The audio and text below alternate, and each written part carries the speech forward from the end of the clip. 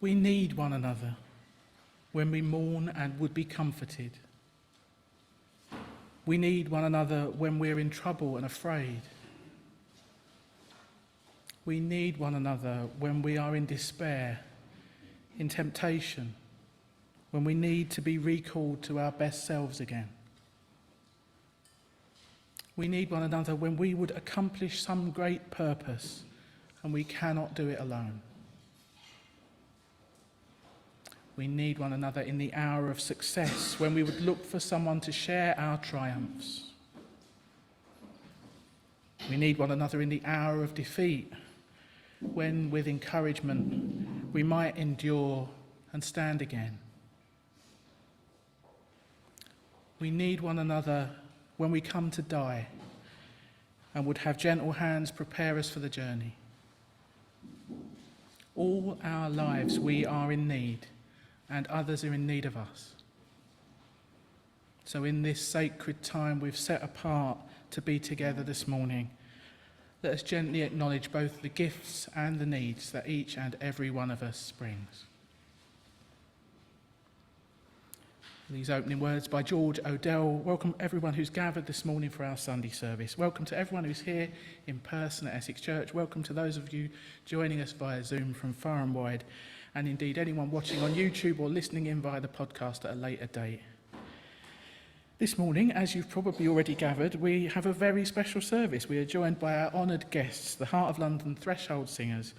Later in the service, Natacha Letwidge, their founder and director, will speak about the activities of the choir, which sings at the bedsides of people who are dying, offering blessings and comfort to them in the last days of their lives.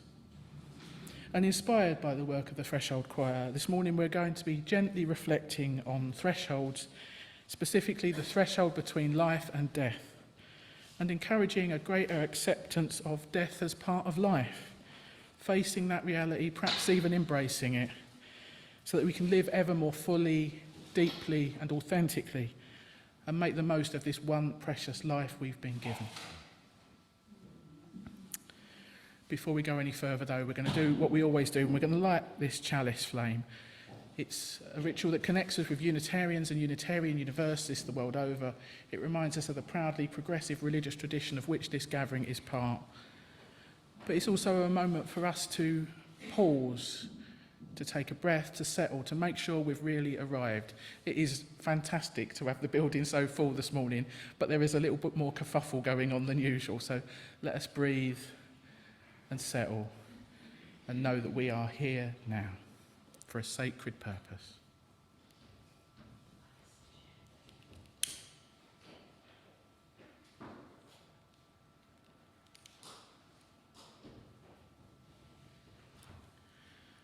May the light of this chalice be a reminder of the shared values and principles around which we gather, upholding the inherent worth and dignity of every person, cherishing all those diverse creatures and habitats with whom we share this earth, our home, seeking human liberation and flourishing, and serving the common good of all. Time for our first hymn now. Our first one is number 111 in your purple hymn book, O Brother, Sun, Sister, Moon.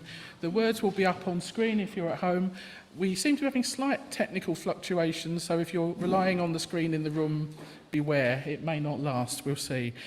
Feel free to stand or sit as you prefer, and let's sing up as best we can. Hymn number 111.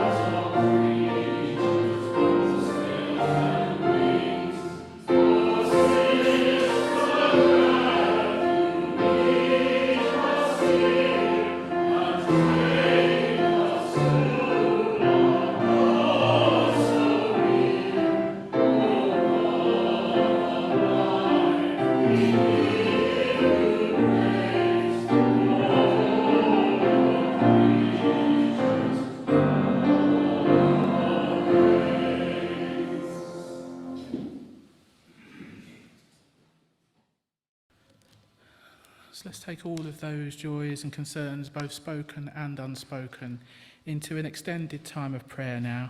It's based on some words by Richard Lovis. You might want to put down anything you don't need to be holding. You might want to close your eyes. Perhaps there's a posture that helps you to feel more centred and prayerful.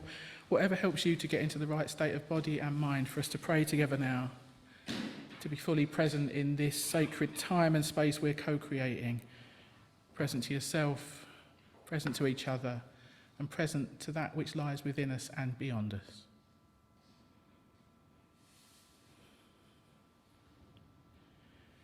Spirit of life, God of all love, in whom we live and move and have our being,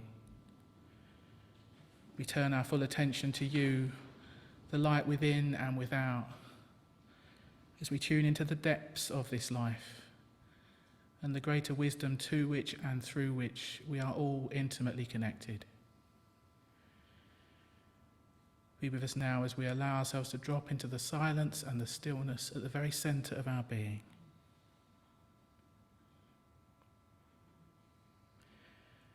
In coming here to worship, we each bring with us our own deepest needs and the deepest needs of those we love and care about.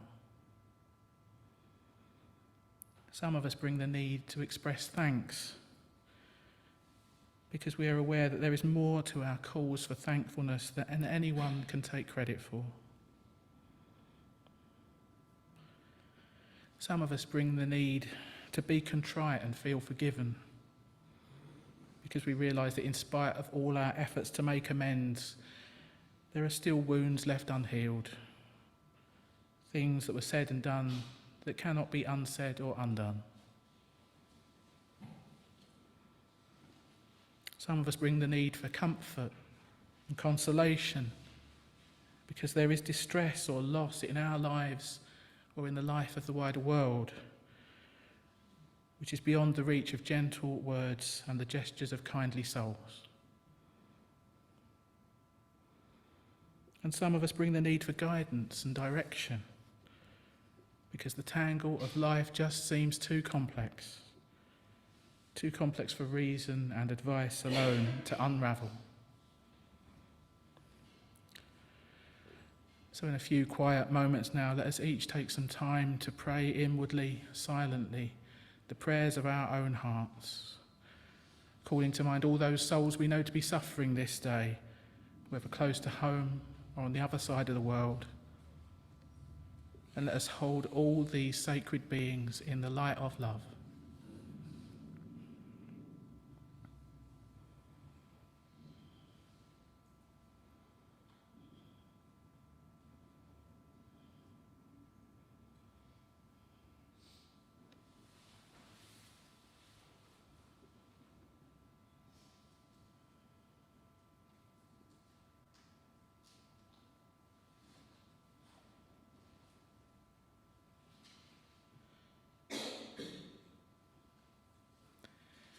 And let us also pray for ourselves, for we too are sacred beings who face our own struggles as we muddle through life's ups and downs as best we can.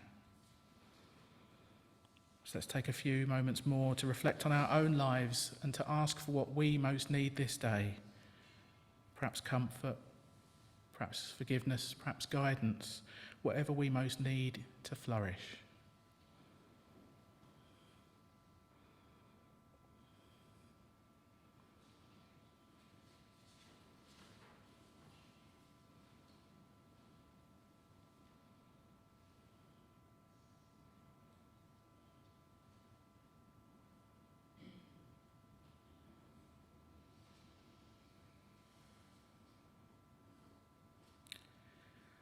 And let us take just a little longer to remember the good things in life and give thanks for them. All those moments in this past week where we've met generosity, kindness, or pleasure. Let us cultivate a spirit of gratitude as we recall all those moments that have lifted our spirits.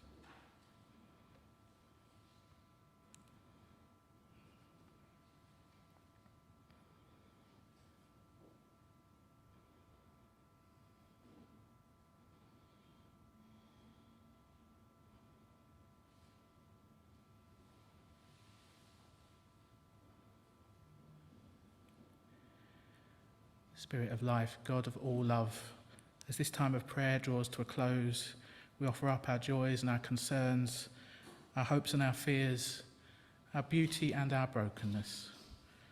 And we call on you for insight, healing and renewal. As we look forward now to the coming week, help us to live well each day and be our best selves, using our unique gifts in the service of love, justice and peace. Amen.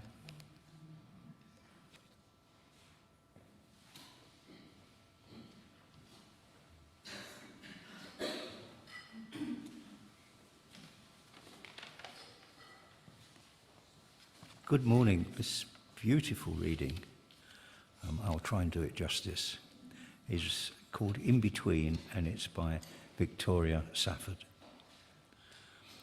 One afternoon, some time ago, I brought our little baby out to visit a very, very old neighbour who was dying that year, quietly and gracefully in her gracious home. We were having a little birthday party for her, with sherry and cake, and a few old friends gathered round her bed. To free a hand to cut the cake, I put my baby down right on the bed, right up on the pillow, and there was a sudden hush in the room, for we were caught off guard, beholding. It was a startling sight.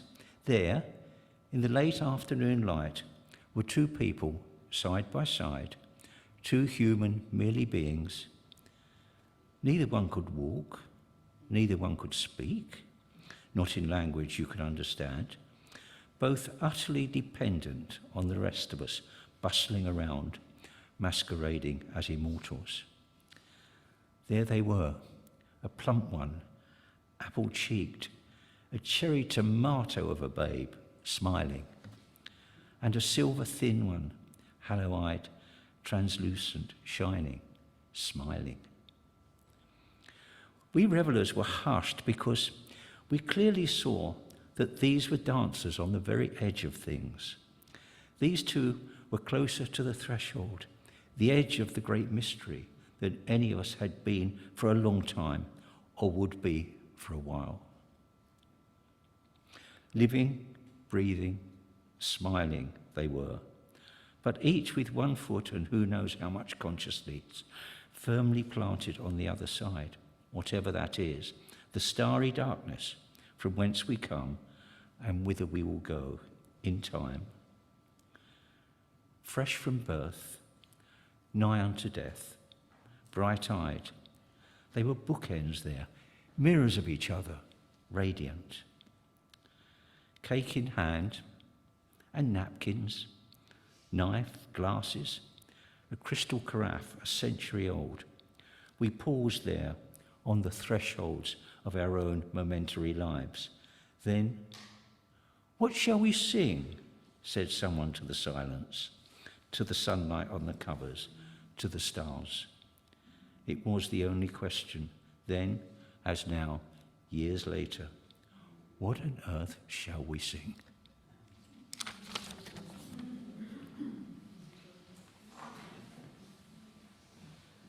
I bet you can guess how happy I was to find that reading. Thanks, David. And indeed, we are going to sing again right now. It's time for our next hymn, number 204 in your purple books, When I Am Frightened. We have sung this before, but not for ages, so I'm going to ask Andrew to play it right through before we sing. Hymn number 204.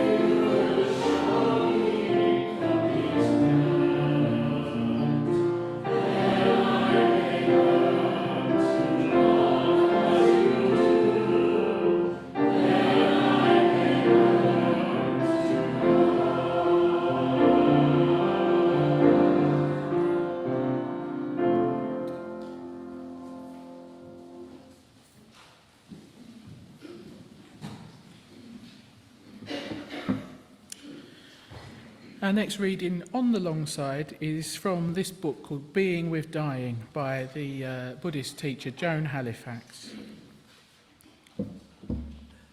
She writes, "In many spiritual teachings, the great divide between life and death collapses into an integrated energy that cannot be fragmented.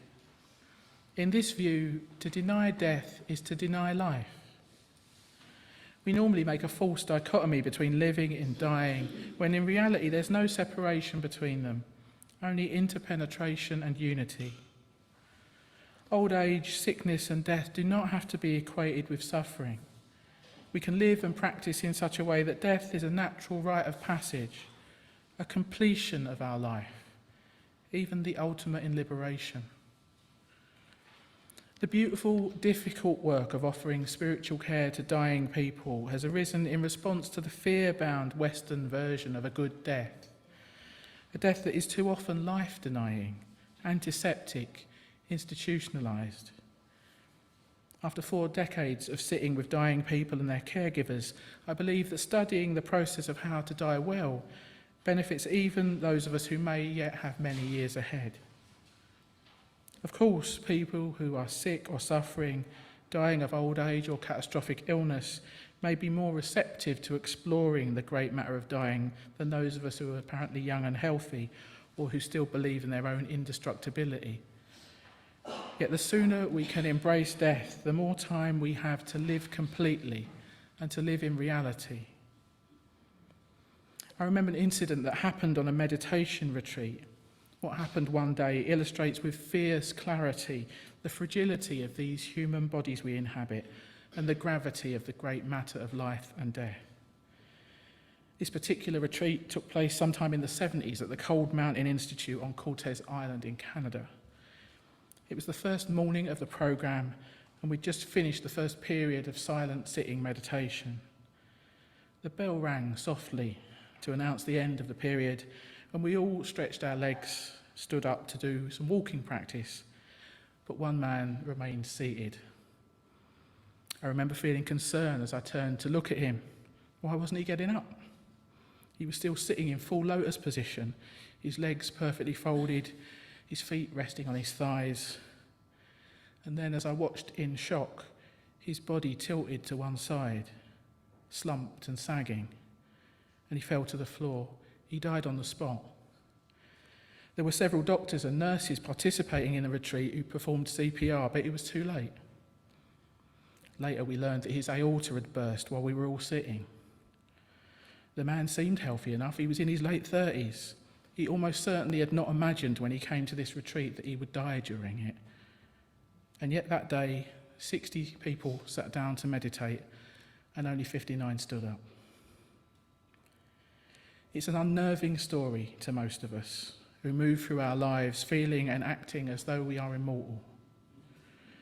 We glibly reel off truisms about death being part of life, a natural phase of the cycle of existence. And yet this is not the place from which most of us generally function. Denial of death runs rampant through our culture, leaving us woefully unprepared when it is our time to die or to help others die. We often aren't available for those who need us, paralysed as we are by anxiety and resistance, and nor are we available for ourselves. I sometimes say that at our monastery in Santa Fe, we should have a slogan hanging over the door: show up. Show up. That's all we have to do. We bring ourselves and all of our thoughts and feelings to the practice of being with whatever is, whether we're tired, angry, fearful, grieving, or just plain resistant and unwilling to go there. Our attitude of openness is essential as a basis for working with dying, death, caring and grieving. The only way to develop openness to situations as they are is by practicing the partners of presence and acceptance. However unbearable any discomfort seems, ultimately everything we experience is temporary. So please make the wonderful effort to show up for your life, every moment, this moment, because it's perfect, just as it is. Words from Joan Halifax. So we're moving into a time of meditation now. To take us into some shared silence, I'm going to invite Brian in a moment to read a short poem for us. It's a bit tangential to the theme, but it feels right for taking us into that expansive state of meditation. We'll hold 3 minutes of silence that will end with the sound of a bell, and then we'll hear some more beautiful music from the choir. So again, let's do what you need to do to get comfortable. You might want to get your feet flat on the floor. You might want to put down stuff you don't need to be holding. And as I always say, the words we have are just an offering. Feel free to use this time to meditate in your way. Over to you, Brian.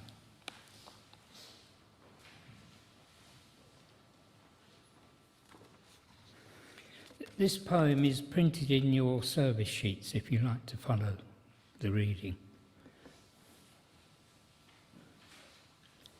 Threshold by Maggie Smith. You want a door you can be on both sides of at once. You want to be on both sides of here and there, now and then, together and... What do we call the life we would wish back? The old life, the before. Alone. But any open space may be a threshold, an arch of entering and leaving. Crossing a field, wading through nothing but timothy grass. Imagine yourself passing from and into. Passing through doorway after doorway after doorway.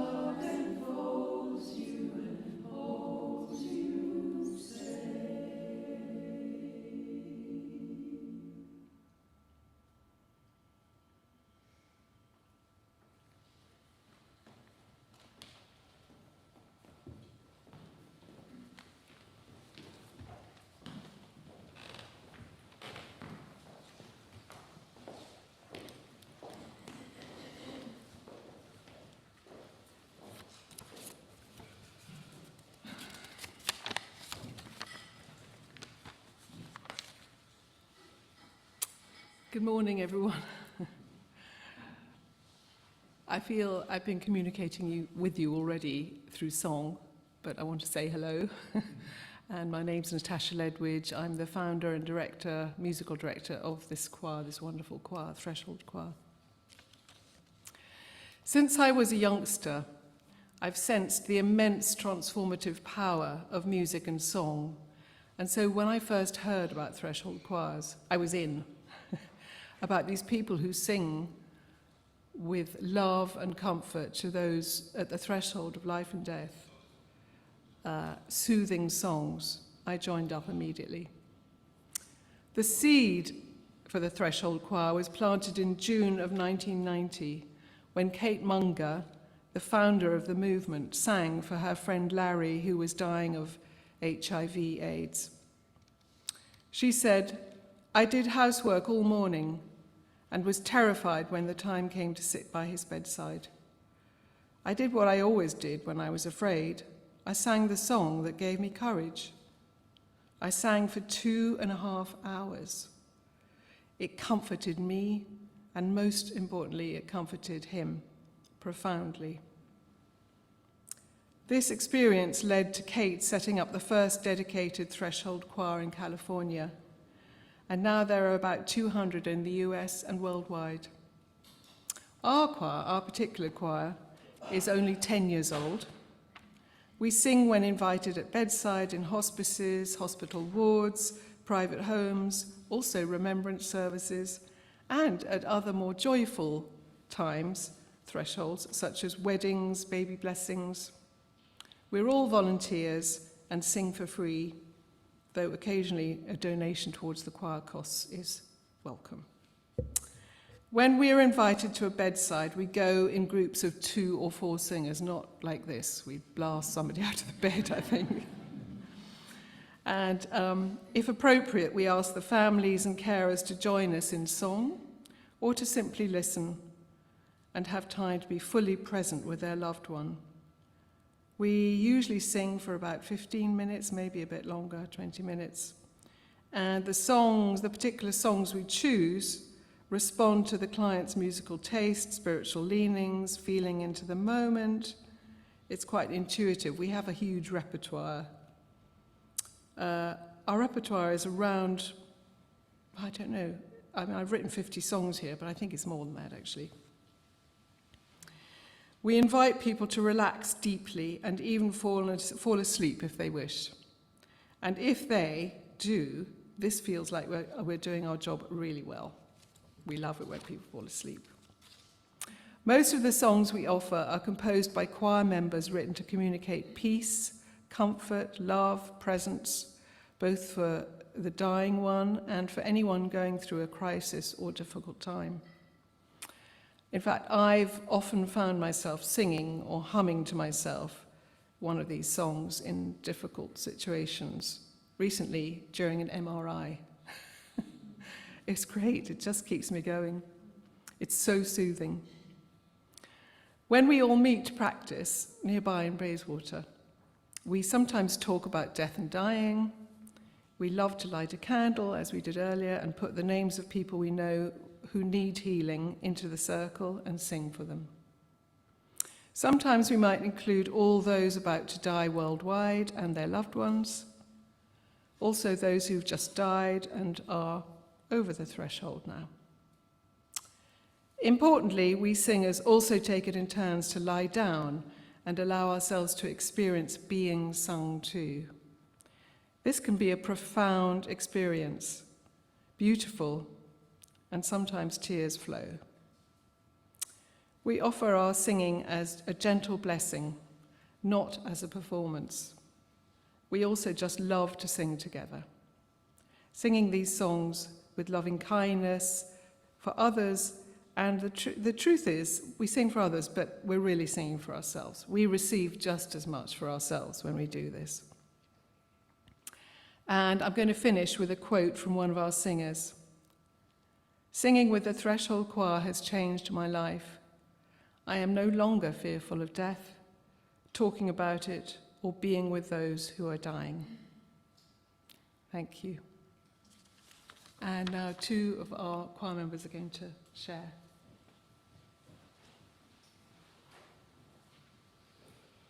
Thanks, Natacha. Hi, everyone. I'm Sonya. I joined the Threshold Choir to do bedside singing in hospices in 2014. And it spoke to my interest in honoring death and dying as a natural part of life. Just as music and lullabies soothe babies, it made sense that this care and attention would be beneficial to all of us at any age. Being sung to compassionately calms the spirit and connects us to that feeling that we're not alone and we are being cared for. Compassionate singing can uplift us and comfort us at any stage of our lives.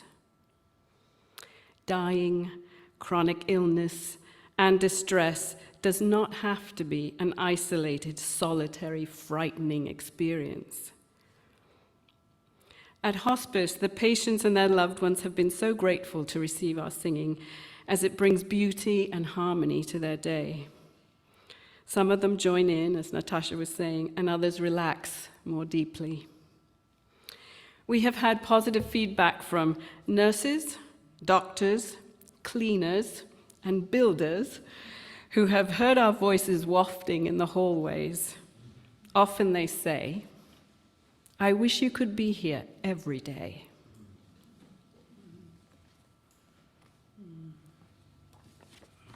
Hi, my name is Alison. There's not a great deal I can add to what's been shared, but I think I've been singing with the choir for 10 years since the very inception.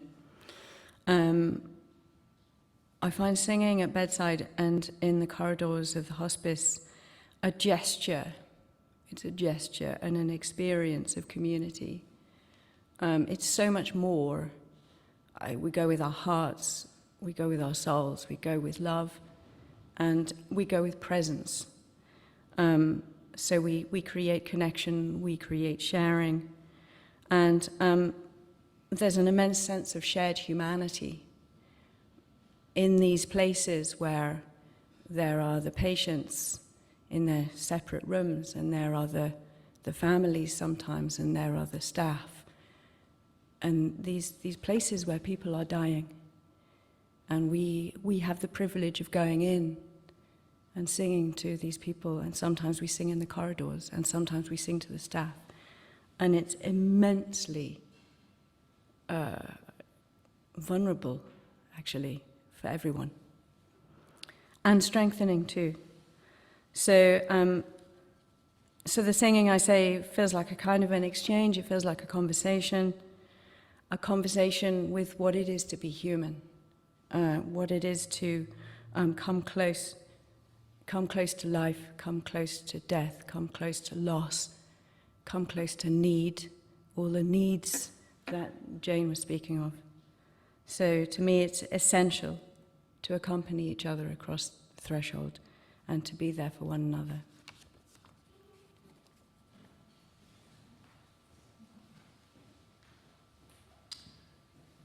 Thank you. I'm going to invite the choir up again to sing a song to everybody now.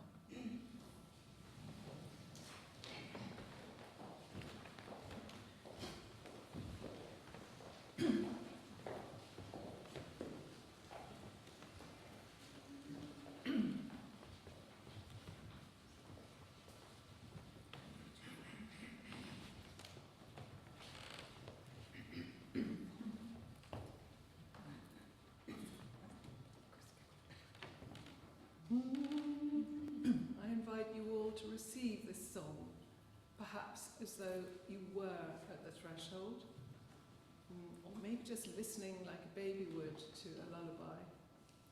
If you wish, close your eyes, try and fully relax. If you fall asleep, we're honoured.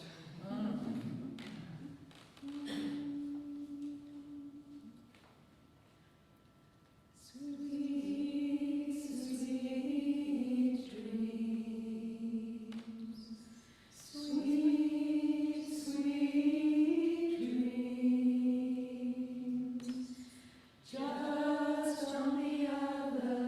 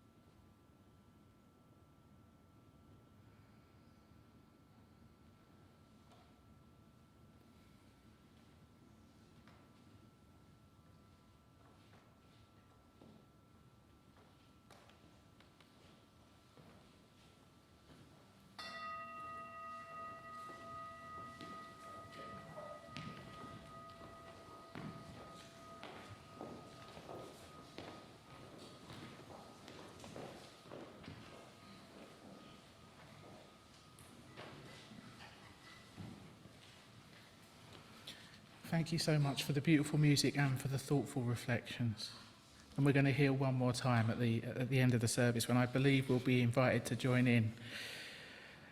But I want to invite you now, if you wish, to join in with the responsive reading that's on this little slip in your order of service. I know if we've got a few more spare ones. Maybe if you're at the back and you came in after the orders of service ran out, you might find someone's shoulder to look over.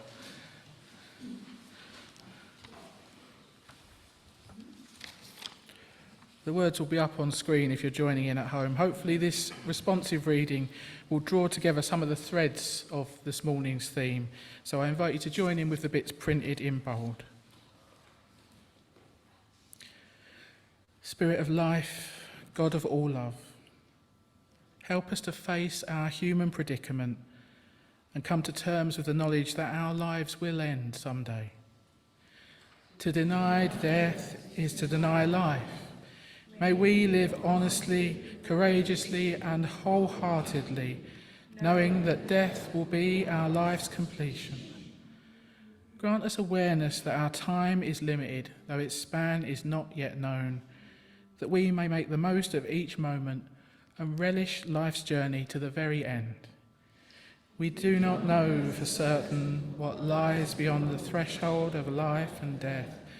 May we come to accept this mystery and appreciate the here and now. Encourage us to prepare ourselves, practically, emotionally, and spiritually, that we might be more ready to meet death whenever it comes for us. This is the time for us to put things right and deal with unfinished business. May we make the most of the time we have left, living wisely and well. Awaken in us a love of righteousness. Call our hearts to truth and beauty. Remind us of what matters most so that we do not fritter our time away. Each day is a fresh chance to love and be loved.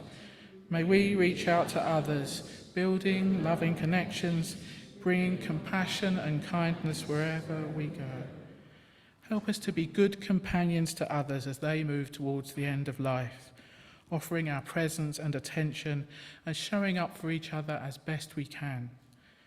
It is said that it takes a village to raise a child.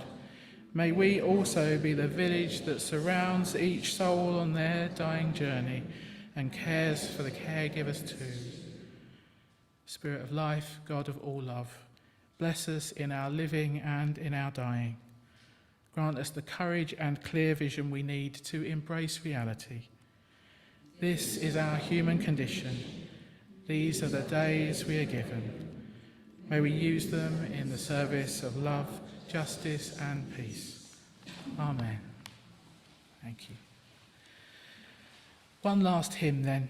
Our final hymn today is number 83 in your purple books. Just as long as I have breath, I must answer yes to life. Another one we don't sing that often, so Andrew will play it through before we sing. Beautiful sentiment, so let's sing out as best we can. Hymn number 83.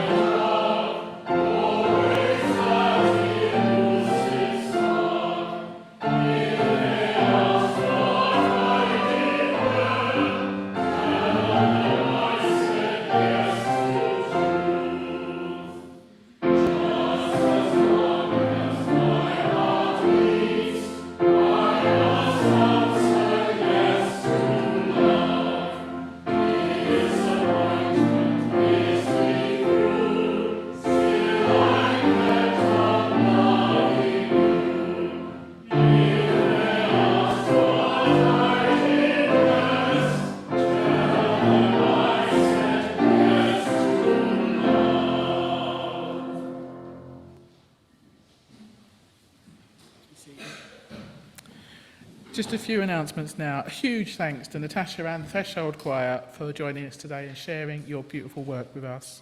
Thanks to Ramona for tech hosting. She got a last-minute call up while she was still in bed this morning, so thank you for jumping out and helping us out there.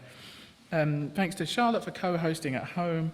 And if you're joining on Zoom, do hang around afterwards for a chat. And if you're a regular online attender, we're looking for some more help with co-hosting. We're a bit thin on the ground over Christmas and the New Year, so do let me know or let Charlotte know if you can help out with that. It's not that difficult a job. Thank you to David and Brian for reading. Thanks to Andrew for accompanying and Benj for supporting the singing. Thanks to Patricia for greeting and Liz for making the coffee. If you're here in person today, it is a 2-cake Sunday. I knew we would be... That's what I like to hear. You've either got coffee and walnut or pear and ginger. I'm enjoying this. So yeah, that's served in the hall next door. So go and enjoy that. But be back in here at 12:30 when Heidi and John will be launching their brand new book of art and poetry called Affinities. There'll be readings from the book and refreshments, and all are welcome.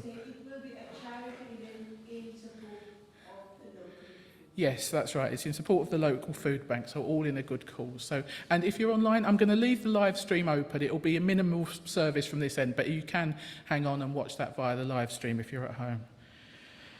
Tonight we've got the Better World Book Club online, where we're talking about When the Dust Settles by Lucy Easthope. Bit late to read that one now. If you want to come next month, we're on the 29th of December. We're going to look at Golden, The Power of Silence in a World of Noise, by Justin Zorn and Lee Mars. That's on Zoom. Let me know if you want to come along to that. All being well, we'll have community singing on Wednesday night, but you never know. So if that's something you might like to come to, let me know and I'll let you know at the last minute if it's on or not. It's always a little bit random, but great when it happens. On Friday at 7, we've got Heart and Soul online, and this week's theme is creativity. That's our contemplative spiritual gathering where we join together on Zoom for about an hour and a half, prayer and sharing around a theme. Again, let me know if you want to know more and get the link. Looking ahead to December, we've got our main carol service and lunch on the 15th of December. Patricia has got a sign-up sheet if you want to bring food for the lunch. We've got the festive tea dance on the 22nd. I put a flyer for that in all of your orders of service this morning, so please do take that away and save the date. More cake. And we'll have our candlelit Christmas Eve service, 5 o'clock on Christmas Eve. Again, all of you welcome to that. Carolyn is trying to organise a meal out after the Christmas Eve candlelit service. If you are interested, Carolyn is at the back there, and let her know so that you can make plans and see if that's going to go ahead. I'm going to go round the table with people eating cake. Right, yes, she's going to go around the tables of people eating cake to try and recruit. If you're at home and you want to come, let me know and I'll pass that on. What else do I need to tell you? Oh, we've got our usual New Year's mini retreat. It's happening in person on the 29th of December and online on New Year's Day. So we need to get 6 people for sure to know that the in-person one's going ahead. So if you plan to come to that, tell me sooner rather than later. Otherwise, everyone will be bumped to online. Next week, Sarah will be leading our service titled Comfort and Discomfort, and that's our first Advent service this year. All these activities, they're in the Friday email, they're on the back of your order of service, and they're in the fancy new newsletter. I did take the liberty of putting a copy on all the choir's seats, but if you didn't get one, there are loads in the foyer. Please do take one away. You'll get to find out more about what we're doing and how you can join if you'd like. The congregation very much has a life beyond Sunday mornings. We encourage you to look out for each other, do what you can to nurture supportive connections and keep in touch. I think that's everything. Just some closing words and then I'll hand back to the choir for our closing music. Our time of worship draws to a close. May what we have found here of truth and beauty, insight and challenge, love and comfort remain with us as we go our separate ways. And may the blessing of this time together light our way through the week ahead, calling from us the strength and courage that we might need to meet the days to come. Amen.